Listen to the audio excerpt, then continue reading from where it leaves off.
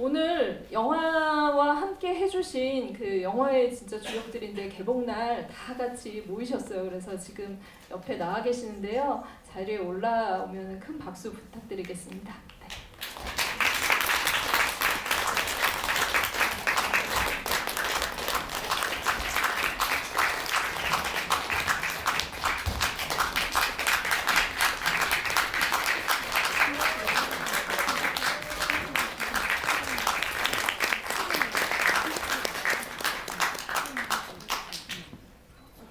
좀 기립박수 받는 그런 국제 영화제에서 이렇게 끊이지 않는 박수 이런 느낌 드는데요. 네, 박수 끝났으면 일단은 착석하고 그러면은 인사 이어나가 볼까요? 네.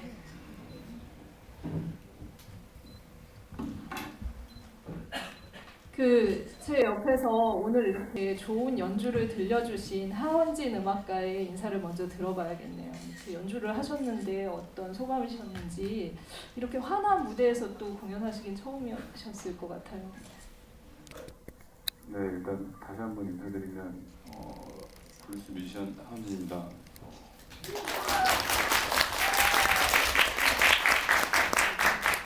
일단은 저는 뭐 이렇게 공연장에서 보통 이렇게 그냥 술 마시면서 공연하는 데서 하다가 그냥 소위 말하는 홍대 클럽에서 공연하다가 라이브 클럽에서 극장에 와서 하니까 지금 되게 막 식은땀 막 흘렸거든요.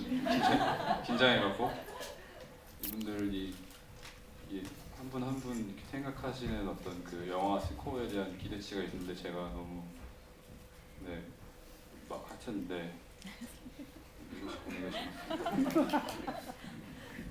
감독님, 오늘 사실은 이 자리가 이 영화의 개봉과 함께 음악으로 문을 여는 경우가 이렇게 흔치는 않은데, 실은 며칠 전에 사이판 국제 영화제에서 음악상을 수상을 하셨어요. 다시 한번 좀 큰 박수를 보내주세요.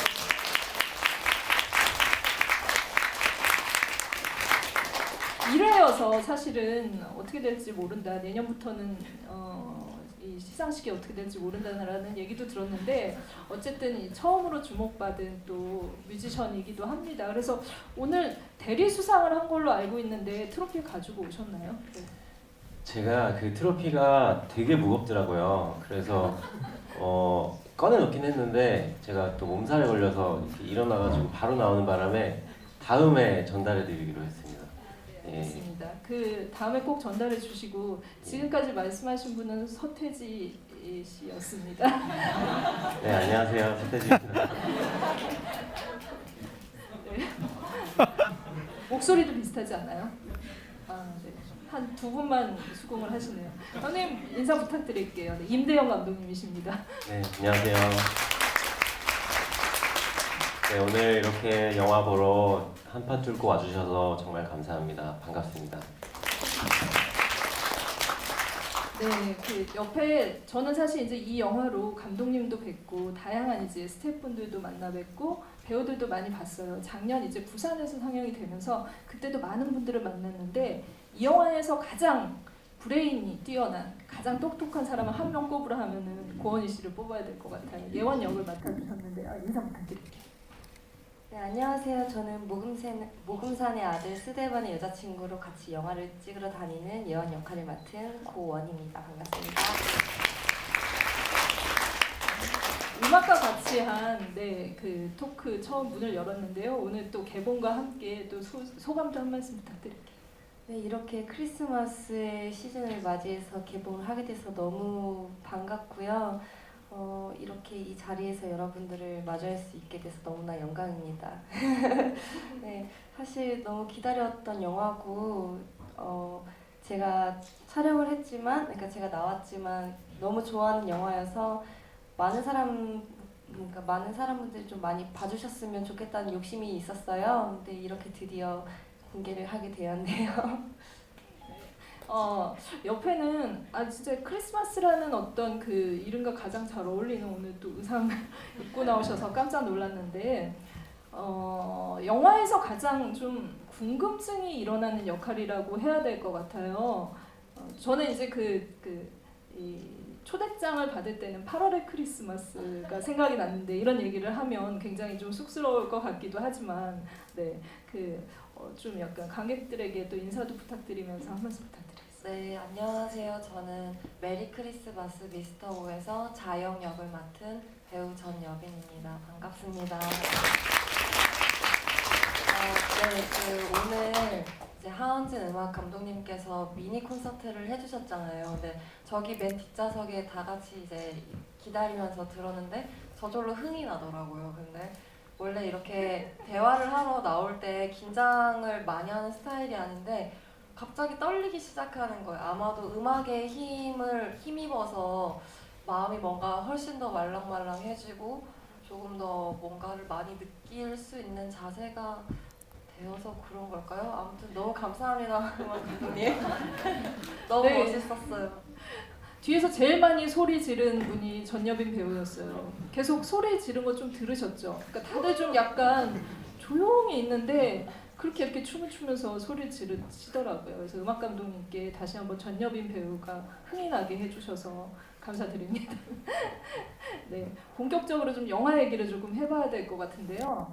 저는 사실 늘 궁금증이 있었어요. 정말로 그 시골 이발관에 한번 들어가 보고 싶은 욕망 같은 게 있었거든요. 그런데 내가 들어가면 안 될 곳, 혹은 과연 저기를 문을 열고 들어가도 될까라는 생각이 항상 있었고, 그렇지만 언젠가 누군가의 기회가 닿으면은 함께 좀 손을 잡고 들어가서 사진도 좀 찍고 거기서 이제 그 이발사 아저씨들이랑 그 동네 어르신들이 아마 있을 것 같은데 어떤 얘기를 나눌까 그런 생각을 많이 했었는데, 이 영화로 어떤 제가 금지된 장소, 어떻게 보면은 분명히 오픈되어 있지만 차마 들어가지 못했던 여러 장소들을 볼 수 있었던 것 같아요. 그러니까 뭐 여로다방도 있었고 치킨키스도 있었고 여러 곳을 여행하는 기분이 이 영화를 통해서 좀 들었다라는 생각이 들어서 감독님께 저도 이제 그 전여빈 배우가 음악 감독님께 감사를 전한 것처럼 좀 감사하는 마음이 이 영화를 보면서 많이 들었던 생각이 나요. 그래서 감독님께 어떻게 그 금산군의 문을 열어젖히고 이곳을 배경으로 이 영화를 만들게 됐는지부터 얘기를 좀 들어보도록 하겠습니다.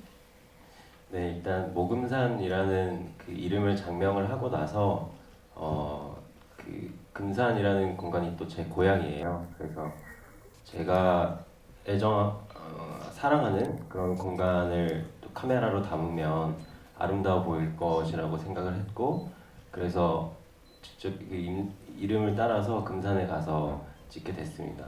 그래서 나오는 그 거의 모든 공간들이 사실 이발소를 제외하고는 저도 쉽게 들어갈 수 없는 그런 왠지 들어가기 좀 꺼려지는 그런 공간들이었는데, 직접 그런 공간들을 많이 찾아다녔어요. 그래서 다방 아주머니께서 이렇게 그 쌍화차의 노른자를 풀지 말고 먹어야 된다 하는 것도 배우고, 네, 뭐 그렇게 하면서 좀 공간들을 관찰을 많이 했습니다.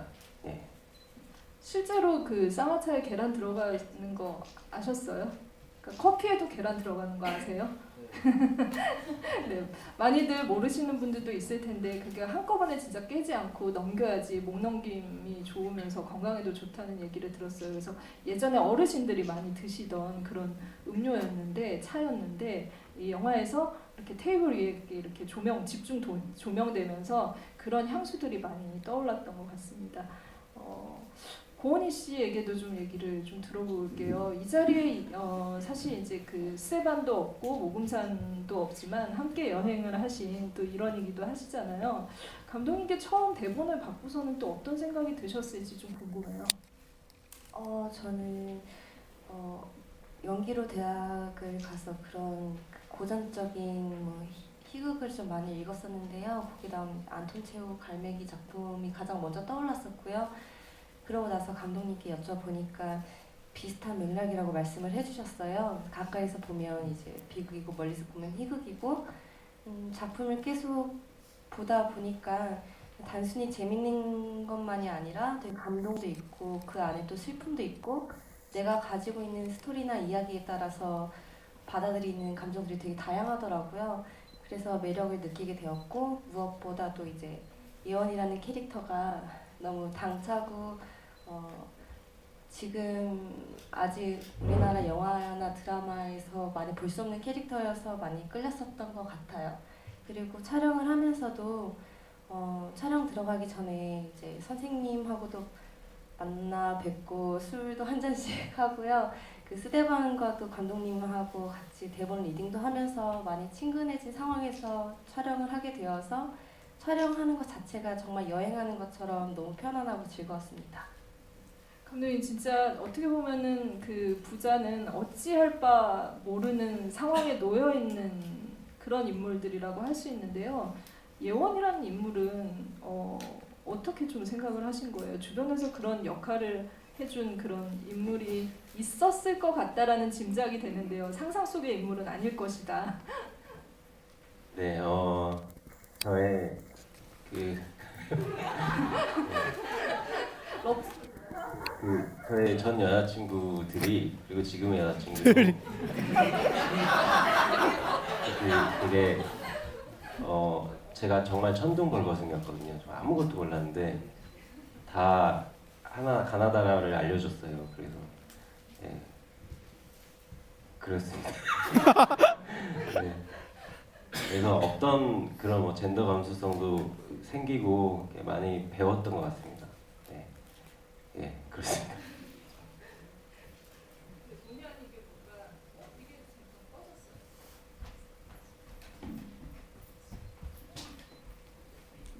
죄송합니다. 본의 아니게 감독님의 어떤 그 사생활을 폭로할 의도는 없었으나 많은 이제 그 과거의 여성분들이 감독님을 개화시켰다라는 얘기를 듣게 되었습니다. 많지는 않고요. 그냥. 네, 알겠습니다. 네, 뭐 들이라고 했을 땐 2명도 되는 거니까. 네, 알겠습니다. 이 영화에 이제 여성이 여러 명 나오죠. 그 수영장의 어떤 분들 포함해서 많이 나오는데 그 중에서 이제 젊은, 그러니까 모금산의 어떤 그 수영장 동지, 수영장 메이트라고도 할 수 있고 어떻게 보면은 모금산의 어떤 그 마지막 생에 있어서 잠깐의 어떤 봄바람 같은 어떤 그런 활력을 주는 역할이라는 생각을 해요. 그리고 이 사람은 어떻게 보면은 이 생이 끝나가기 때문에 더 이상의 희망을 품을 수가 없는 사람이기도 한데 그 자영으로 인해서 조금씩 좀 그런 희망도 가져보게 되는 그런 역할을 해준다라는 생각도 들었는데요.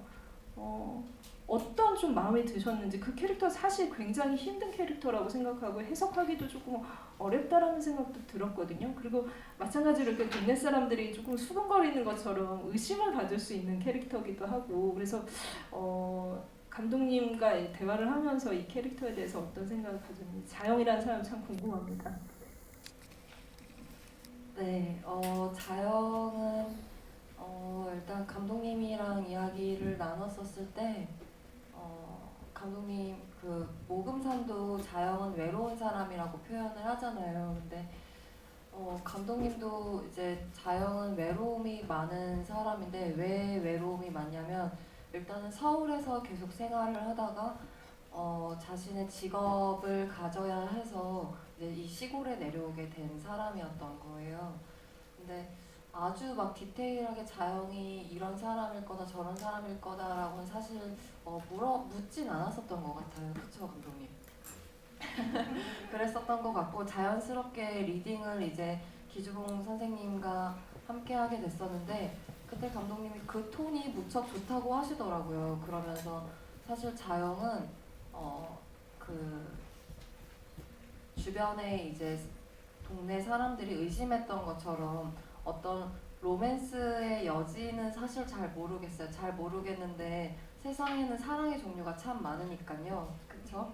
뭐 우정도 결국 사랑의 종류 중에 하나잖아요. 근데 아무래도 자영의 외로움을 금사는 이해를 해줬었던 것 같아요. 저 친구 뭔가 저 예쁜 친구 예쁘고 젊은 친구의 외로움을 잘 받아들여 줬었던 것 같고 근데 자영에게 피해를 주지 않으려고 나중에는 조금 이렇게 거리를 둔 것 같았고 자영도 그 적절한 사이를 잘 지키면서 금산에게 우정을 최대한 순수하게 표현하려고 했던 사람이었던 것 같았어요. 그래서 저도 최대한 그렇게 금산에게 다가가려고 했고 장난을 칠 때도 조금 더 아이같이 이렇게 표현을 하려고 했었습니다. 네. 감독님께도 좀 여쭤봐야 될 것 같아요. 좀 엉뚱하다라는 말이 맞을까요? 정말 코믹하고 엉뚱하다라는 느낌을 자아내는 캐릭터였는데 또 이 캐릭터는 또 어떤 의미에서 또 감독님 창조를 하셨는지. 그 극중 인물들이 대부분 수다스럽지 않은 좀 그런 뭔가 말이 그렇게 많지 않은 사람들이었기 때문에 이 자연 캐릭터에는 제가 좀 그 수다스러운 인물을 유일하게 수다스러운 인물을 만들어 보고 싶었던 것 같고 좀 그 전까지 사실 대사가 그렇게 많지 않거든요. 그래서 자영이 나오면서 조금 이렇게 활력을 모금산에게 다가갈 수 있는. 예 그렇습니다. 네. 활력을 이렇게 자연 캐릭터를 통해서 많이 주려고 했던 것 같습니다. 아니 그래서 정말 첫 이제 초반부에 그 활력이 이렇게 너무 과해서 빵 터지는 잘자영이라는 명대사가 탄생을 했잖아요. 근데 저 진짜 들은 얘긴데 이 뒷얘긴데 잘자영 캐릭터 그 잘자영 대사를 써보고 싶으셔가지고 감독님이 이렇게 굳이 그렇게 밤에 이렇게 대사를 하게 했다. 그러니까 이름을 처음에 만났을 때 보통 묻잖아요. 우리가 이 낯선 사람이랑 만나면. 근데 이렇게 다 만난 다음에 헤어질 때 이름을 물어보는. 왜냐면 아침에 자라고 할 수 없으니까 그런. 네. 이게 맞나요? 네, 그 잘자영을 꼭 한번 해보고 싶었어요. 그래서 그 이름도 자영으로 줬습니다. 그리고 네, 예. 알겠습니다. 그러니까 사실은 그 잘자영이라는 게 굉장히 그 뭐 우리가 소위 말하는 아재 개그라고 해도 무리가 아닐 것 같은데 이 영화의 많은 순간들이 그런 개그로 채워져 있다고 해도 과언이 아닐 것 같아요. 그러니까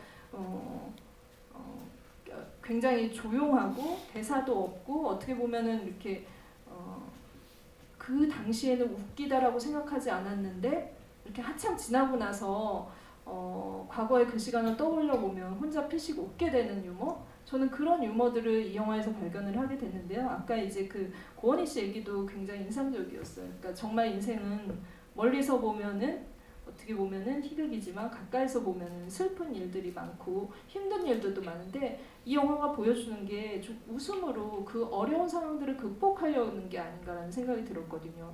그 스테반의 입장을 생각해 보면 정말 기가 막힌 일 아닙니까? 아버지는 암 선고 받아서 곧 이제 생을 달리할 것 같은 그런 순간이고 또 자기가 알았던 진짜 친엄마가 아니라 또 다른 엄마가 있었고 이거 그 일일 연속극 그 소위 우리가 말한 막장 드라마의 플롯이잖아요. 근데 어떻게 이렇게 센 설정을 가지고 와서 이렇게 멀멀한 영화를 만들 수 있었는지 그런 시도를 왜 하셨는지도 좀 궁금해요. 그러게요. 제가 왜 했을까요?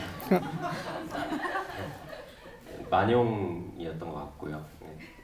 그 이런 센 설정들, 약간 그 흔히 우리가 막장이라고 하는 소위 말해서 그런 소재들을 제가 좀 일부러 많이 가져왔습니다. 아까도 말씀하셨지만 그런 막장이라고 하는 일들이 이게 드라마 속에서나 아니면 그냥 우리 주변에서 벌어지면 저희가 그냥 이렇게 웃어넘길 수 있고 뭔가 이렇게 우스꽝스럽잖아요. 근데 그 일이 나에게 벌어졌을 때를 생각을 했던 것 같아요. 그래서 그 일이 나에게 벌어진다면 이건 정말 비극적 상황이겠구나. 하지만 영화는 인물들에게서 조금 거리를 두고 있고요. 네. 그런 의도로 그런 설정들을 가져왔습니다. 근데 연출할 때 정말 난감하긴 했습니다. 네, 어떤 지점에서 정확히 이런 클리셰들을 풀고 넘어가야 되는데 그 지점을 찾는 일이 좀 되게 힘들었어요.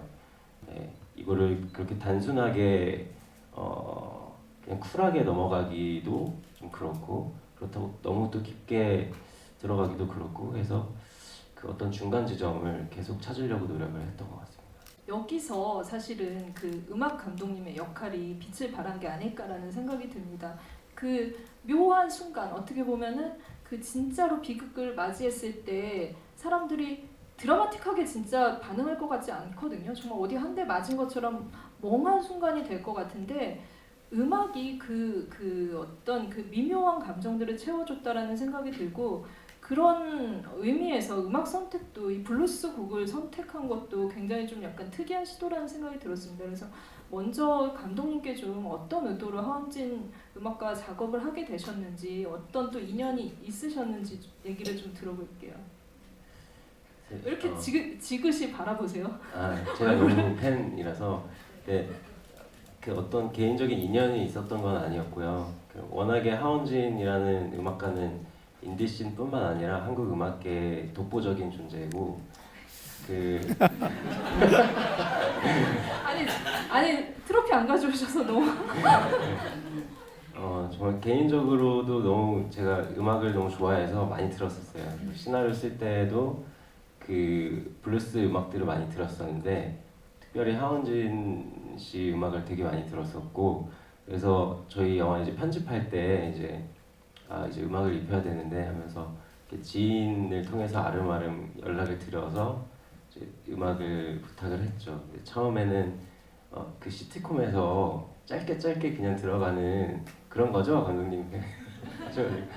네, 그렇게 생각하시면 돼요. 해가지고 낚았어요. 그래서 네, 이제 저희 편집하면서 인점 아웃점을 잡아서 이제 저희 음악 감독님께 보내드리고, 그 인점 아웃점을 기준으로 해서 이제 음악을 만들어 주셨습니다. 전곡을. 그 낚으셨다라는 표현을 쓰셨는데, 짧게 만들어도 된다는 말에 좀 낚이신 건가요? 어떻게 좀 이 작업을 참여하게 되셨는지. 사실 별로 이렇게 알려진 감독님이 아니시잖아요. 예, 저는 뭐 감독 소리는 네, 전혀 들어본 바가 없고 살면서 뭐 사실 좀 겁이 났는데, 그러니까 시트콤 같은 거 보면은 이렇게 뭐 장면 넘어갈 때 이렇게 뭐 우리나라 시트콤 예를 들면 뭐 삼촌이 어디나 사고 치다가 갑자기 조카 장면 나갈 때 왕왕왕 사실 그런 네, 그런 효과음들이 사실은 블루스나 컨트리에서 기본적으로 나오는 요소들이거든요. 그렇죠. 네. 그런 음악에서 그냥 원래 나오는 것들이라 저는 그냥 블루스인데 잠깐 나오는구나. 뭐 그 정도 그냥 뭐 거침없이 뿅뿅뿅 뭐 이런 느낌으로 그냥 중간에 뭐 해주면 되겠지 했는데, 이제 해보니까 네, 막 1차 편집분이 2차가 되고 3차가 되고 4차가 되고 네, 근데 저도 영화를 계속 보게 되잖아요. 그러면서 어느 순간 이 정서랑 딱 매치가 되더라고요. 한동안은 거의 그냥 저는 배우님들 얼굴을 다 아는데 이분들은 내가 누군지 알까 뭐 이런 생각이 들고, 나중에는 아예 그 예전에 토요일 밤의 열기인가 하여튼 뭐 그런 존 트라볼타 걸음걸이에 맞춰서 디스코라는 음악이 나왔다고 그런 썰이 있는데, 템포라고 이 음악은 결국 기주봉 선생님 발걸음 스텝에 맞춰서 거의 다 만들었거든요. 그래서 영화에 약간 쉽게 생각했다가 나중에 막 편집부분이 막 7차까지 9차까지 였는데 몇 차까지 였지? 거의 스타워즈죠. 이번에 하여튼 그래서 그냥 가벼운 마음으로 시작했다가 네. 말 그대로 낚이신 그런 상황이 된 거군요. 그렇죠. 그렇지만 또 완성된 음악을 보니까, 영화를 보니까 좀 욕심도 많이 생기셨을 것 같아요. 이번을 계기로. 네, 근데 뭐 늦었죠, 이 영화에서는. 그러니까 아까 말씀하신 대로 인점 아웃점을 잡아서 말씀해 주셔갖고 나중에 OST를 내려고 보니까 음악이 너무 짧은 거예요. 원래 이렇게 5분 만들어갖고 중간에 1분만 이렇게 딱 써야 OST를 내는데, 하여튼 뭐 개인적으로 좀 그런 부분이 제가 초짜라서 네, 쉽게 생각했다가 네, 아쉬운 지점이 됐습니다. 네, 뭐 그건 만회가 가능할 것 같다라는 생각이 드는 게, 감독님이 차기작을 준비 중이시더라고요. 아마 그때 같이 인점 아웃점 생각하지 마시고 5분 길이로 쭉 여러 곡 만드셔도. 네, 다음 작품 음악까지 이렇게 좀 약간 어떻게 만들어야 될지, 어느 분과 작업해야 될지 얘기를 좀 나눠보면서 다음 얘기로 좀 넘어가야 될 텐데, 사실 이 자리에 없지만 이 영화는 모 씨 메리 크리스마스 미스터 모의 모 씨의 그 모금산이라는 캐릭터가 없었다면 성립할 수 없는 영화라는 생각도 들었어요. 거기에는 그 대한민국을 대표하는 배우 기주봉 배우의 존재감, 그리고 기주봉 배우라는 어떤 그 사람이 가지고 있는 어떤 캐릭터 같은 것들이 영화 잘 결합되지 않았을까? 그리고 어떤 의미에서는 이 사람한테 이렇게까지 쓸쓸한 면이 있었을까를 이번 계기로 좀 보게 되는 생각도 들었는데요.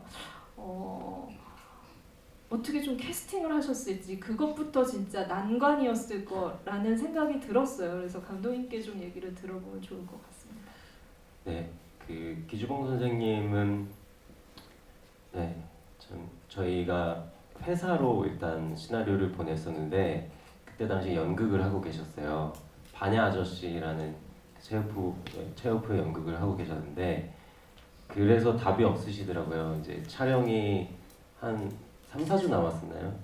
3, 4주 남은 시점이었는데 그래서 안 되겠다 싶어서 제가 이제 손편지도 쓰고 고전적인 방식이죠. 손편지도 쓰고 제 단편들이 담긴 DVD 들고 직접 그 연극하시는 곳에 찾아갔습니다. 그래서 연극을 반야 아저씨를 2번을 봤어요. 2번을 보고 나서 이제 그제서야 이제 술자리를 가질 수 있게 돼서 그때 이제 흡수를 했습니다. 네, 그리고 그 자리에서 선생님이 저를 이제 이 영화를 선택을 해주셔서 제 아이폰으로 녹음을 했습니다. 네, 모르시는 일이 없도록. 일종의 어떤 그런 그러니까 낚는 걸 도장을 다시 찍는 그런 행위죠, 그거는. 네, 그렇죠. 그때 좀 술을 거나하게 좀 드신 상태였기 때문에 잊으실 수도 있을까봐 그래서 녹음을 했던 기억이 있네요. 네, 그런데 선생님께서 알고 보니 시나리오를 재밌게 보신 상태였고 그래서 저를 처음 볼 때 메리 크리스마스 하시더라고요. 네, 제가 이렇게 그 시나리오 드렸던 누구입니다 인사도 하지 않았는데 딱 알아보시더라고요. 그래서 그렇게 해서 캐스팅을 하게 됐습니다. 그 반드시 기주봉 배우여야 하는 이유를 그 전에 한번 여쭤봤더니 키가 작아서 찰리 채플린 역할을 해야 하니까 그 말씀이 굉장히 인상적이었는데요. 사실 그만큼 이 영화에서 이 영화 속의 영화라고 할 수 있는 사제폭탄을 삼킨 남자가 중요했다라는 생각이 듭니다. 그래서 어떤 의도로 이 작품을 영화의 비극이랑 가장 맞닿아 있는 어떤 짧은 단편이라는 생각이 들었는데요. 그리고 또 이제 클래식 영화의 향수를 불러일으킬 수 있는 그런 형식이기도 했고 그래서 그 얘기를 단편 얘기를 조금 들어야 될 것 같아요. 네, 저희 이 단편은 완성도를 어느 지점으로 잡을 것인가 이게 정말 고퀄이면 사실 리얼리티가 안 맞을 것 같았고 그렇다고 너무 이게 엉성해버리면 저희가 관람하는 데 방해가 될 것 같았어요. 그래서 그 중간 지점을 찾자 하는 게 있었는데 그래서 좀 그런 거는 좀 기술적인 부분이었어요. 그래서 저희가 실제로 예원이 들고 다닌 8mm 캠코더로 촬영을 하고 그 촬영한 영상을 스크린에 영상해서 다시 그 본 카메라로 저속 촬영을 했습니다. 그런 좀 어려운 과정들이 있었는데요. 그래서 제가 보기엔 좀 독특한 룩이 나왔던 것 같아요. 이제 후반 작업에서 색 보정을 통해서 나올 수 없는 그런 희귀한 룩인데, 네, 그렇게 하는 좀 그런 어려운 과정들이 있었고, 이 단편을 이제 구상하게 된 거는 아무래도 저희 모금산이라는 사람이 어떤 그 사려 깊음, 그런데 자폭하고 싶은 심정, 그렇게 쓸 때 모금산이라면 어딘가에서 그냥 빵 터지고 싶은데 사람들이 지나가면 이렇게 굳이 인사를 하잖아요. 그래서 사려 깊은 채플린을 만들어 보자 하는 그런 생각으로 이렇게 시나리오를 썼던 것 같습니다. 전여빈 배우에게도 좀 마이크를 드릴게요. 근데 사실 아까 저희가 이제 그 기주봉 배우 얘기를 좀 했잖아요. 그만큼 이 영화의 존재감에 있어서 큰 역할을 했을 테고 같이 연기를 하시면서 선후배 배우로도 조금 이렇게 나누었던 여러 가지 그런 것들도 많았을 것 같다는 생각이 드는데요. 어떤 좀 생각이 많이 드셨는지 이번 영화 하시면서.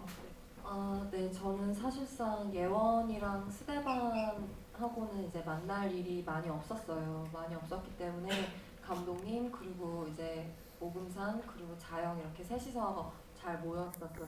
촬영도 그렇게 진행이 됐었었고, 근데 선배님이 처음 이제 셋이서만 리딩을 하러 감독님, 저 그리고 기준군 선배님 이렇게 만나는데 대학로에서 만났었거든요. 대학로에서 만나서 그냥 이렇게 밥을 먹고 리딩도 뭐 한 번 하고 이제 뭐 찻집으로 이동을 하려고 했나 걸어가고 있는데 제가 선배님한테 그냥 제가 생각하는 연기에 대해서가 이렇게 그냥 떠들었어요. 그냥 이렇게 옆집 이제 아저씨에게 뭐 말을 하듯이 얘기를 선배님이 걸으면서 얘기를 하는데 여빈 뜻이 있는 곳에 길이 있지라고 하시는 거예요. 근데 그 말씀이 기억에 많이 남았었고 그 얘기를 듣고 난 다음에 그 말이 굉장히 사실 많이 듣는 얘기잖아요. 우리가 흔히 하는 얘기고.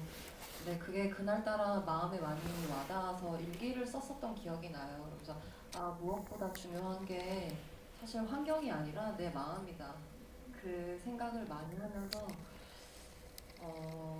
그렇게 한 해를 보내려고 노력을 했었고 근데 또 선배님이 가장 최근에 이제 개봉을 저희가 준비를 하면서 만나게 되었을 때 어제 그저께였던가 이제 안성기 선배님, 윤영세 감독님 그리고 임대현 감독님 저랑 이렇게 안성기관에서 압구정 CGV에서 GV를 하고 또 다시 맥주 한 잔을 기울이는 시간이 있었는데 선배님이 갑자기 이렇게 보시더니 여빈아 더 큰 꿈을 꿔라 이렇게 말씀해 주시는 거여서 네?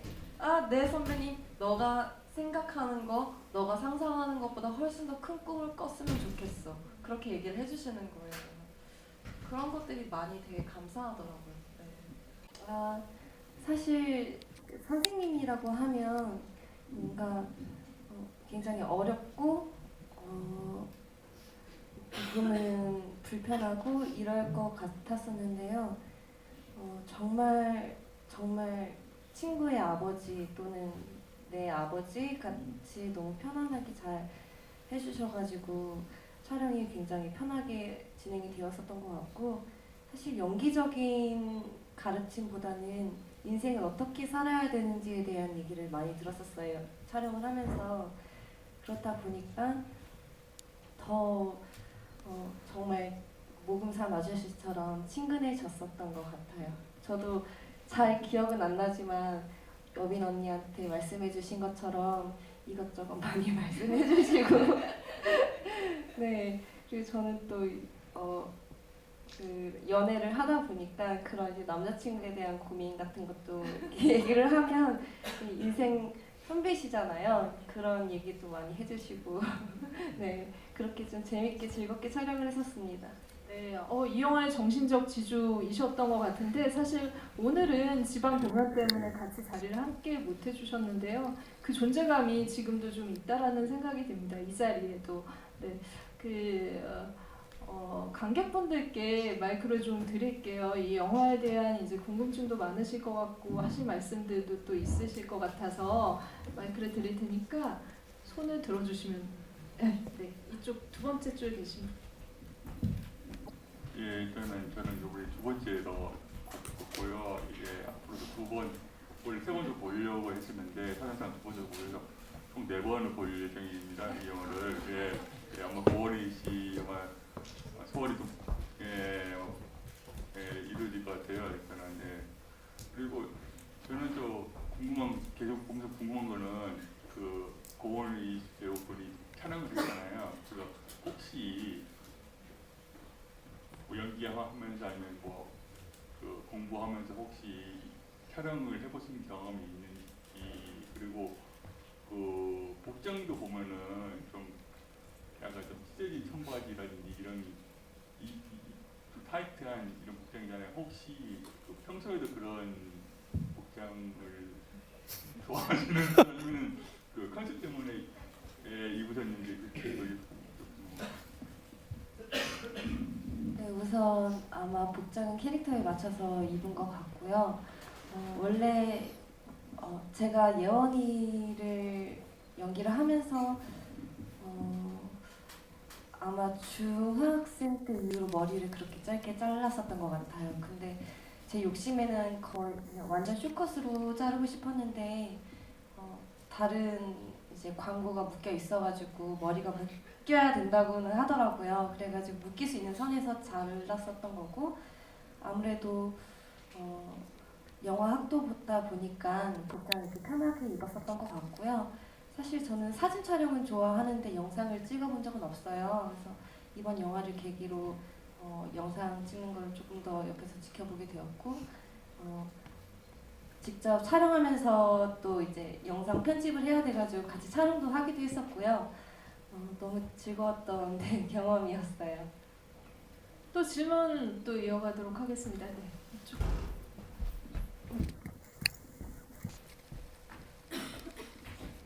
네. 영화 너무 잘 봤고요. 저는 간단한 질문 하나가 있는데 그 다른 인물들 이름에 대한 얘기는 해주셨던 것 같은데 사실 모금산 씨 아들 모스데반이라는 이름이 되게 특이하잖아요. 그러니까 기독교인이나 천주교인 자녀 중에도 요한이나 이런 이름을 많은데 스테반은 잘 없던 것 같은데 혹시 이름을 어떻게 그렇게 짓게 되신 건지 궁금합니다. 네, 스테반이라는 이름이 있긴 하지만 되게 잘 없고요. 말씀하신 대로. 그래서 되게 특이한 이름이잖아요. 그래서 스테반이라고 자꾸 말함으로써 스테반이라는 사람이 있고 이 이름이 뭔가 있는 것 같다라는 그런 뉘앙스를 좀 풍기고 싶었어요. 그래 그 다음에 이제 그 스테반의 어머니가 성호를 긋는 그런 액팅이 있는데 그렇게 단순하게 이런 출생의 비밀 같은 그 난감한 소재를 이미지를 통해서 최대한 액팅을 통해서 단순하게 짚고 넘어가고 싶었어요. 그래서 스테반 장면을 그런 의도로 하게 됐습니다. 네. 아, 드라마라면 진짜 이거 성우 긋는 장면에서 그날 회차 끝나고 이제 끝나면은 우리끼리 막 얘기하잖아요. 본 사람들끼리. 근데 막 스테반 이름이랑 연결시켜서 저 사람이 제 엄마일 거야 이랬을 것 같다라는 생각이 그 지점에서 저 혼자 많이 들었습니다. 네, 또 질문 받도록 할게요. 이쪽 분 네, 먼저 드릴게요.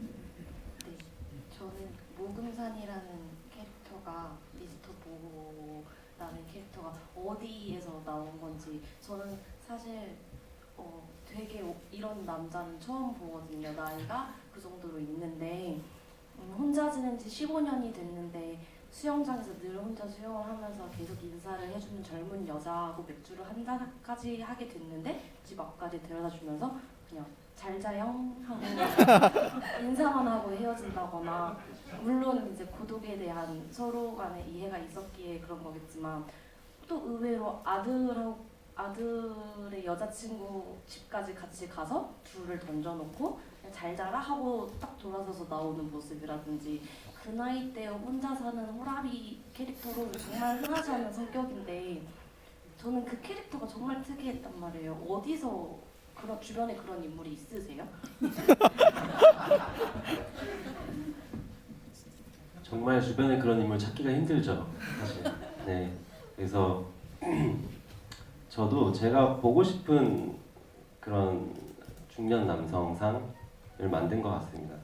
네, 저희가 흔히 볼 수 없는 그러니까 젊은 여자랑 그 호프집에서 맥주를 마시고 하는데 주태를 부리지 않고 네, 그런 남성상을 좀 보고 싶었던 것 같아요.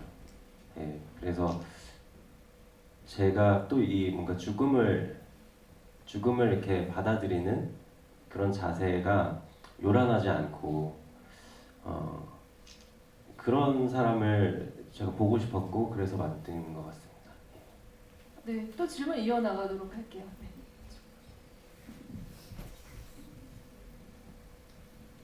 예, 저는 영화를 보면서 어떻게 보면 내용은 되게 좀 처지고 우울할 수 있는 영화인데 이제 뭐 독특한 유머 감각도 말씀하셨지만 제가 좀 느끼기에는 독특한 리듬감 같은 게 있다고 느꼈거든요. 그게 이제 감독님께서 처음에 만드실 때부터 어떤 그런 것들을 염두에 두고 촬영할 때도 그런 생각을 하면서 찍으셨는지 궁금하고요.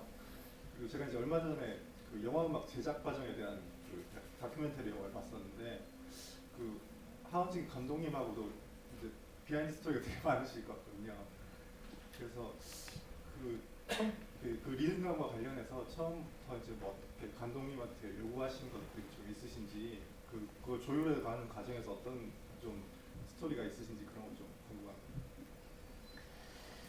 일단 제가 이제 말씀드렸듯이 시나리오 쓸 때부터 블루스 음악을 생각을 했고요. 그 제가 이 영화 그 GV 하면서 그 어떤 그 말씀이 나오는 것들 중에 가장 인상이 깊었던 말씀이 블루스 영화 같다고 그랬어요. 네, 음악적인 영화라고. 그래서 그거 되게 칭찬처럼 들리더라고요.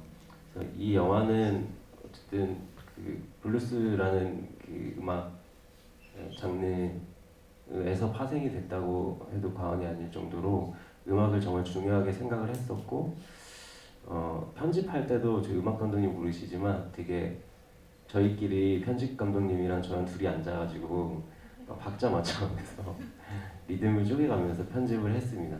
네. 근데 이제 제가 음악 감독님께 뭐 이렇게 해주세요 하는 게, 제가 음악 분야에 대해서는 전문 분야시고 저는 그냥 리스너 수준이니까 어떻게 이거를 말씀을 드려야 되지 하면서 되게 힘들었어요 사실.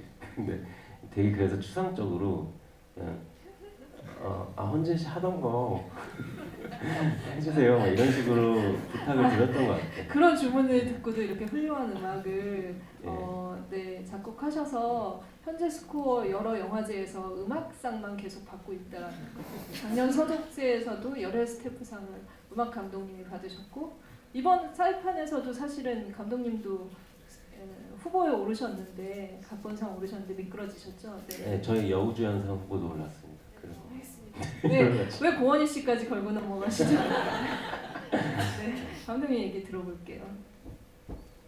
뭐 감독님이 다 얘기해 주셨고 사실 제가 할 말이 없는데, 정말로 그냥 추상적으로 약간 얘기를 해주셔갖고 그냥 딱 역시 사람은 그냥 자기가 모르는 분야에 있어서는 그렇게 되는구나 하는 걸 좀 느끼고, 그냥 정말로 그냥 제가 하던 대로 해봤어요. 그래갖고 아까도 공연할 때 제 노래를 엄청 틀렸거든요.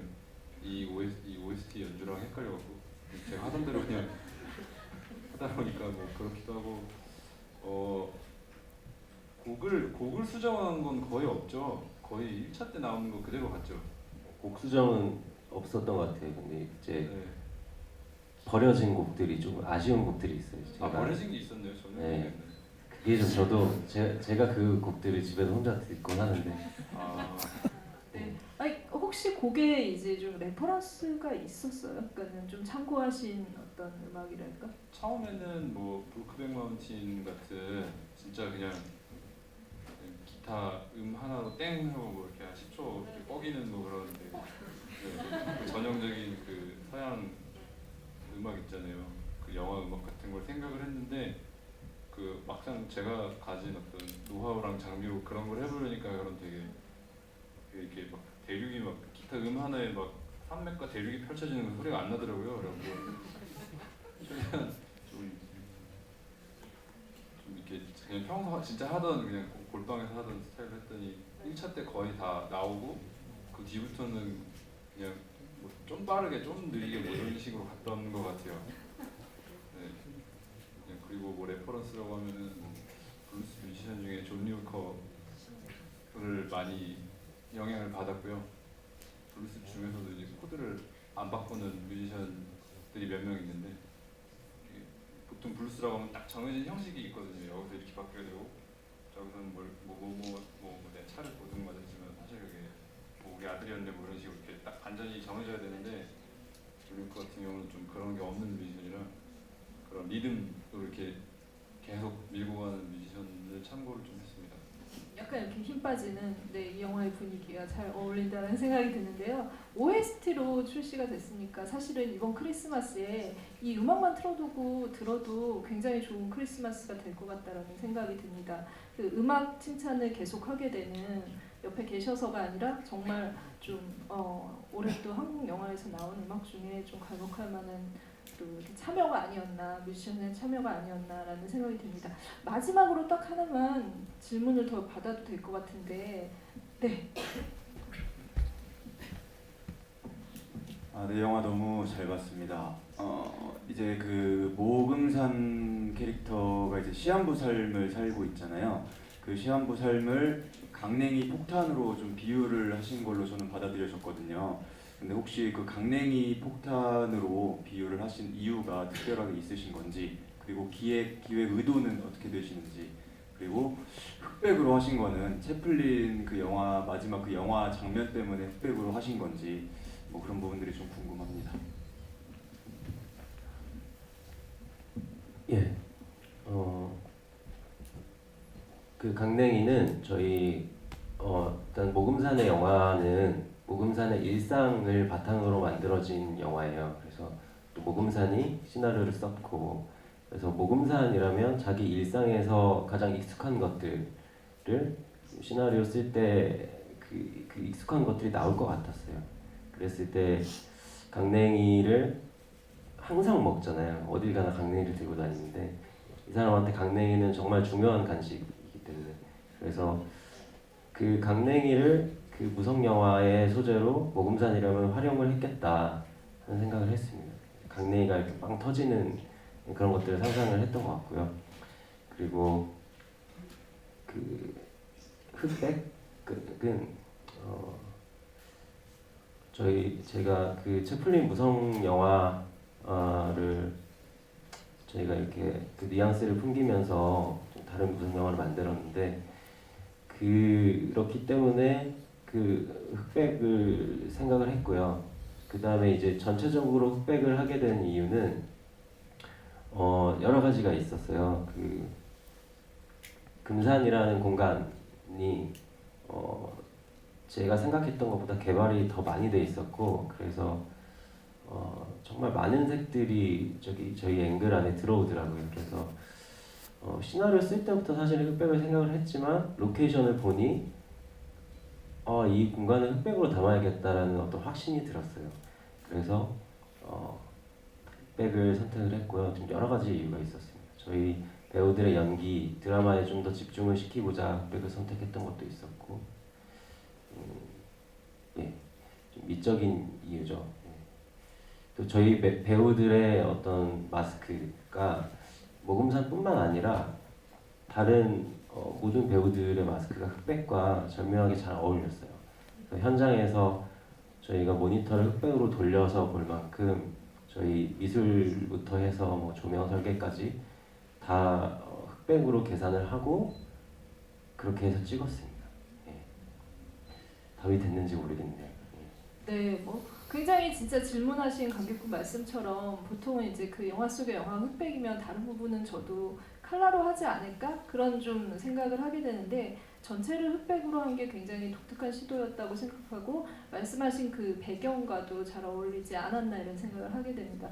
질문은 여기까지 그러면 오늘 받도록 하고요.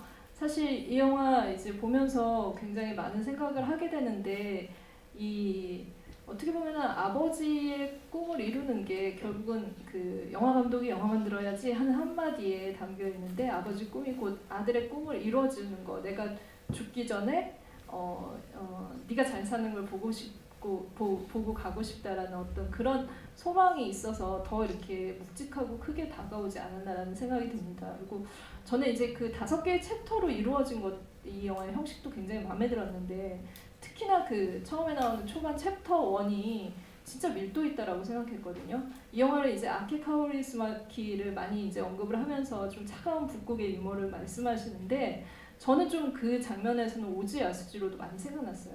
반복되는 일상 속에서 어떤 자기의 리듬을 가지고 살아가는 어떤 사람의 그런 이야기들이 굉장히 그 좀 약간 따라가게 만들고, 그 일상 한번 좀 대리 체험해 보게 되고 상상해 보게 만들어 주더라고요. 그래서 그 장면이 이 영화의 분위기를 전체를 잘 설명해 주지 않나라는 생각이 들어서 다시 두고두고 좀 이 시즌에, 좀 크리스마스 시즌에 또 보고 싶은 영화가 아닐까라는 생각을 하면서 스테디셀러로 남기를 좀 기대해 봅니다. 일단은 뭐 흥행이 잘 돼야 할 거라는 생각도 오늘 또 개봉이니까 하게 되는데요. 이번에 정말 대작들이 뭐 1987, 시인과 함께, 강철비, 뭐 스타워즈, 네, 지금 열광하기도 벅찬 영화들이 많은데, 감독님께 좀 이 시즌에 개봉하는 그 각축전 속에 개봉하는 소감을 각오 내지는 아니면은 뭐 어떤 전망 이런 걸 좀 들으면서 좀 얘기를 좀.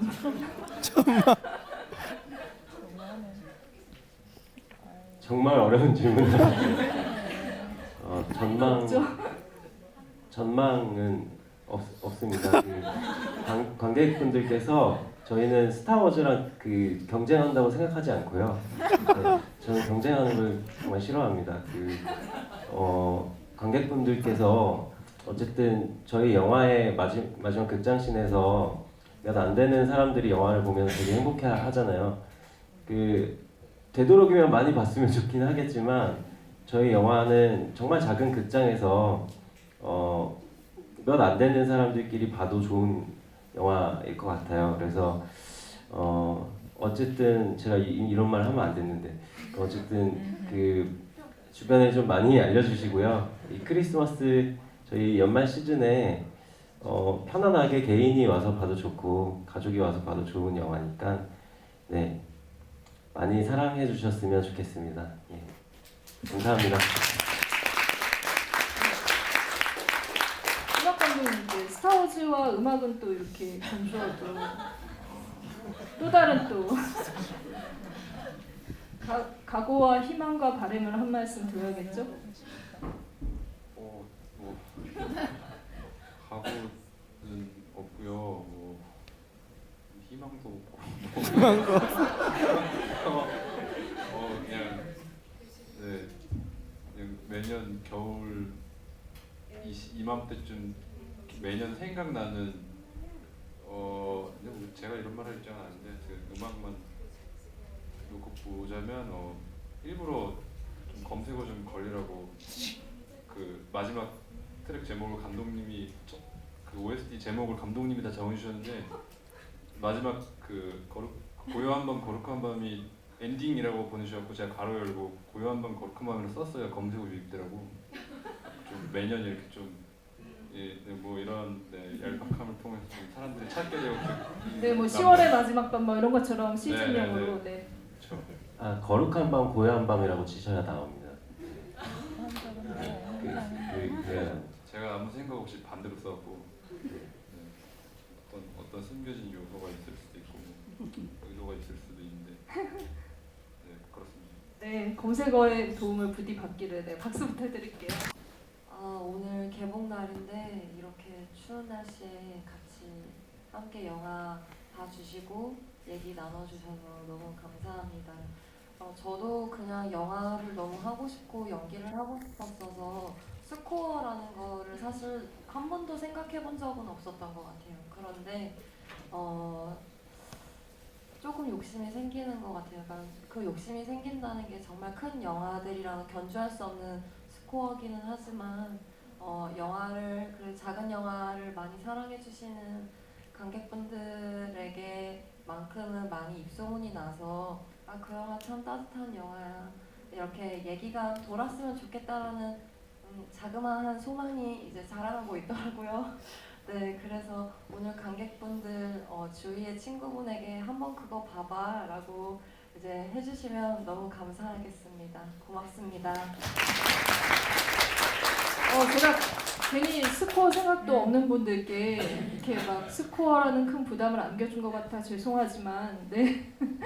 그 부담을 고원희 씨에게도 저도 스코어 생각은 없고요.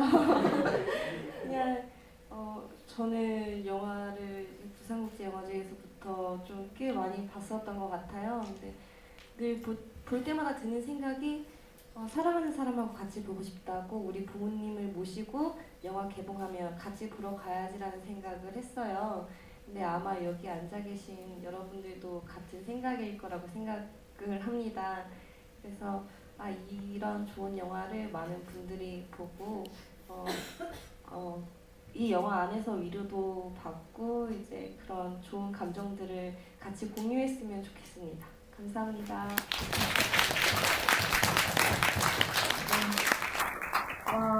오늘 이렇게 미니 콘서트 형식으로 토크까지 이어가는 이렇게 좀 획기적인 색다른 이런 행사를 가져봤는데요. 여러분 어떻게 재밌으셨어요? 네. 한 2분 정도는 크게 대답을 해주셔서 마음의 안도가 오면서 크리스마스 때도 그 후에도 계속 또 재관람도 많이 해주시면 더 좋을 것 같고 말씀대로 또 주변에 입소문도 많이 내주시면은 더 따뜻하지 않을까라는 생각을 해보면서 오늘 이렇게 같이 자리해 주셔서 너무 감사합니다. 네, 감사합니다. 네.